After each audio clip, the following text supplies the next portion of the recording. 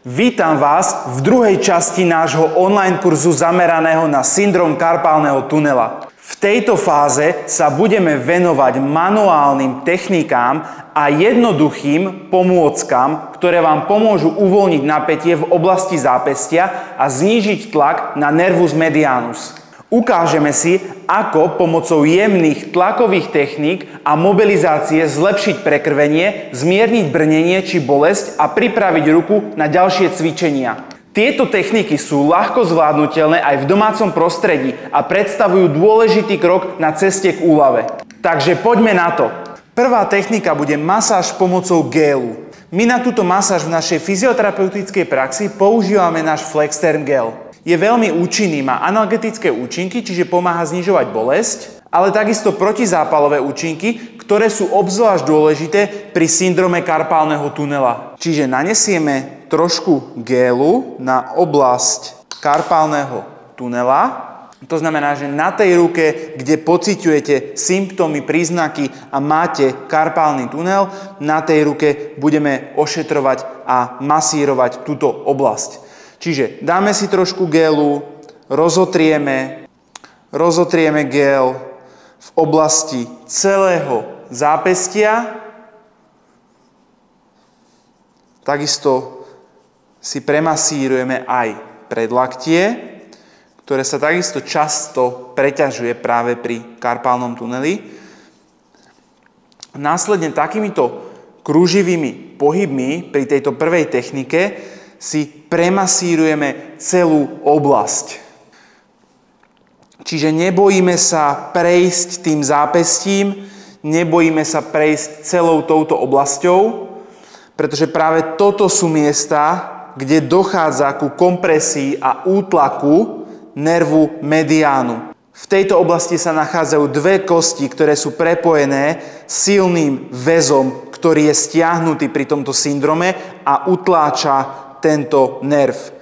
Čiže poriadne takouto technikou premasírujeme zápestie. Nebojíme sa pritlačiť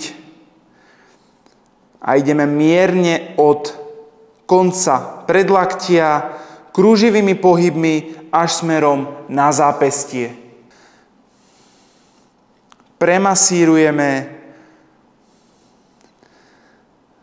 Masáž by mala byť mierne intenzívnejšia tak, aby sme ju cítili.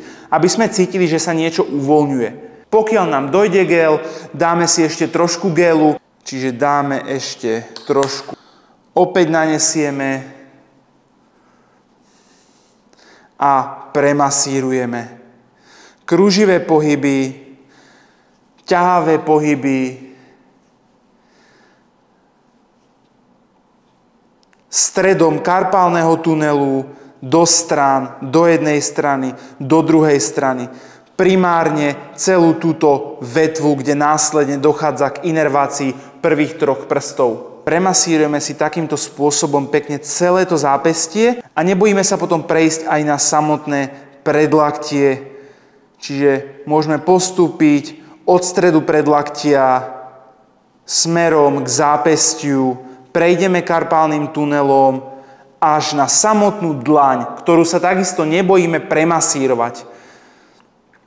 Budete cítiť také mierne napätie, ale je to v poriadku a je to dôležité. Čiže kruživé pohyby, ťahavé pohyby stredom, ťahavé pohyby mierne do strany, snažiť sa ísť už od samotného predlaktia, celým zápestím až po dlaň.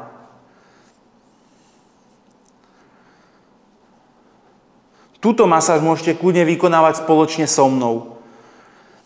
Čiže nanesiete gel a masírujete postupne predlaktie, zápestie až k dlani. Postupne sa môžeme dostať až na samotný koniec dlane. Čiže opäť kruživé pohyby, ťahavé pohyby, premasírujeme. Pri tejto masáži môžete postupne takto viac ohnúť ruku. Čím dojde k väčšiemu napätiu a natiahnutiu karpálneho tunela a mäkkých štruktúr, ktoré sa tu nachádzajú.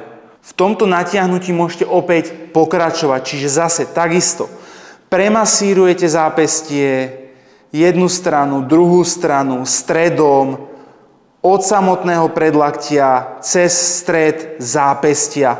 Kruživé pohyby a masírujeme.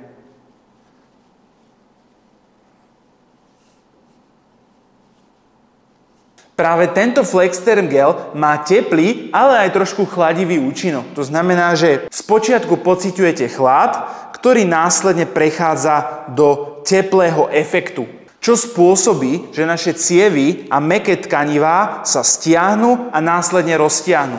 Vďaka tomu dojde k dokonalému prekrveniu práve týchto štruktúr, ale aj cievneho prekrvenia samotných nervov. Pri druhej manuálnej technike budeme potrebovať príbor. Môžete použiť vidličku, lyžicu, je to v podstate jedno, pretože my budeme používať primárne túto časť, ktorú zväčša držíme. No pri tejto masáži karpálneho tunelu príbor otočíme. Čiže budeme držať časť, s ktorou zväčša jeme a použijeme k masáži túto časť. Pri tejto masáži je opäť dôležité aplikovať gel. Nanesieme a teraz následne budeme vykonávať takéto ťahavé pohyby s príborom. Ruku mierne opäť natiahneme v zápestí do takejto extenzie, čiže ohnutia smerom naopak, dojde k natiahnutiu celého zápestia a karpálneho tunelu a v tejto polohe teraz pekne ošetrujeme celú túto oblasť. Chytíme si takto ten príbor a takýmito ťahavými pohybmi ošetrujeme oblasť zápestia, tejto časti dlane, k palcovej časti, k malíkovej časti od seba. Do jednej strany, do druhej strany. Vždy sa snažíme ísť od stredu smerom von, od stredu smerom von. A tento pohyb opakujeme. Do jednej strany, do druhej strany. Prejdeme si takto pekne celé to zápestie. Dochádza k začervenaniu a to je presne to, čo potrebujeme. Aby sme podporili celkovú regeneráciu a hojenie poškodených a utlačených štruktúr. Takýmto spôsobom pekne ošetríme danú oblasť. Uvoľňujeme a ošetrujeme tak mäkké tkanivá, ale aj fascie a samotné svaly.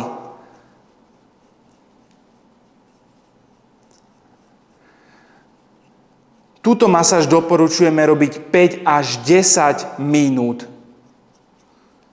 Na jednu ruku a pokiaľ je potrebné, tak aj na druhú ruku. Následne môžete vidieť, ako krásne došlo k prekrveniu a uvoľneniu danej oblasti. V tretej fázi manuálnych a masážnych techník použijeme masážnu loptičku. Takisto môžete buď použiť masážnu loptičku od Rozhypto, ktorá je tvrdá a na masáž určená. Ale môžete použiť aj akúkoľvek tenisovú loptičku. Dôležité je, aby bola táto loptička dostatočne tvrdá. Mäkká loptička nedokáže efektívne a poriadne premasírovať svaly a mäkké štruktúry. Čiže opäť dáme ruku do tejto pozície, opäť sa snažíme ruku natiahnuť a následne si celú túto oblasť premasírujeme. Tu si obzvlášť dáme pozor na to, aby sme si premasírovali pekne celé predlaktie a pohybujeme smerom dole k zápestiu. Podporíme opäť cirkuláciu krvi, premasírujeme stuhnuté svaly a celý karpálny tunel. Obzvlášť v týchto miestach zatlačíme a posúvame sa ďalej. Nabehneme na dlaň, masírujeme do jednej strany, do druhej strany, celú dlaň a predlaktie. Čiže ideme od predlaktia, postupne ťahavé pohyby, tlačíme, nebojíme sa tej masáže, aby došlo k efektívnemu uvoľneniu. A obzvlášť v oblasti karpálneho tunelu premasírujeme takýmito krúživými ťahavými pohybmi cez stred a zase prejdeme smerom k dlani. Ešte raz opakujeme od predlaktia, prechádzame postupne nižšie, prejdeme na karpálny tunel zápestie, jedna strana, palcová strana, stred a cez karpálny tunel. Ruku máme mierne prehnutú, nebojíme sa premasírovať poriadne kruživé pohyby, ťahavé pohyby. Okamžite cítim uvoľnenie. Túto masáž môžete takisto vykonávať zhruba 5 minút viackrát za deň. Pri poslednej manuálnej a masážnej technike použijeme takúto silikónovú banku. Táto banka je veľmi užitočný a efektívny pomocník na uvoľnenie stiahnutých a utlačených štruktúr. Takúto banku nájdete za pár korún kdekoľvek na internete. Banka vytvorí vákuum, teda potlak, vďaka ktorému uvoľňuje stlačené štruktúry a prekrvuje oblasť smerom do vyšších štruktúr, kde dochádza k oveľa lepšiemu prekrveniu. Opäť je dôležité použiť gel. Takmer pri všetkých týchto masážnych technikách používame gel. Môžete zase použiť akýkoľvek gel, aký vám vyhovuje, no my používame práve tento Flextherm gel. Čiže namažeme oblasť, aj oblasť zápestia, vezmeme banku a ideme postupne takýmto ťahavým pohybom, môžeme ísť smerom hore aj dole. Opäť smerom hore aj dole. Ja vám to ukážem ešte takto pre lepšiu predstavu. Čiže s bankou pekne celú túto oblasť premasírujeme. Dôležité, aby mala banka podtlak a vtedy naozaj veľmi účinne cítite, ako sa uvoľňujú tieto stlačené štruktúry. Ruku sa snažte mať takto buď pred sebou a hlavne, aby bola mierne ohnutá. Ak vám dojde gel, zase dáte trošku gelu, aby banka lepšie klzala. Vezmete túto silikónovú banku a krásne takto masírujete a jazdíte s tou bankou po predlakti až smerom k zápestiu. V tejto oblasti sa môže ona odlepiť, pretože sú tu kostné štruktúry a kostné výbežky, kde ona nabere vzduch, ale zase ju stlačíme jednoduchým spôsobom a ona sa nám pekne pricucne. Premasírujeme si takto predlaktie, zápestie.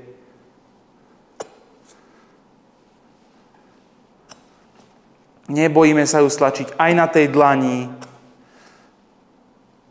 A postupne takto ideme jedným, ale aj druhým smerom. Z vrchu ruky smerom dole.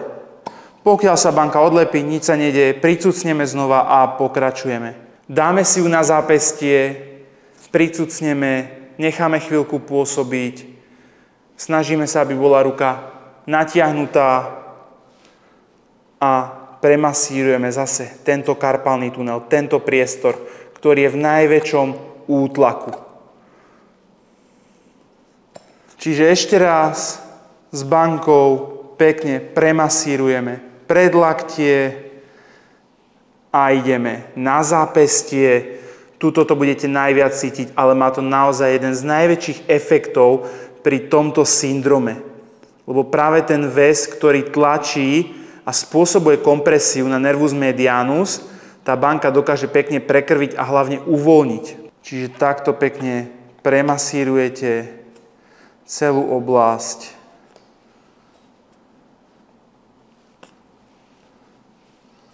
Až k zápestiu.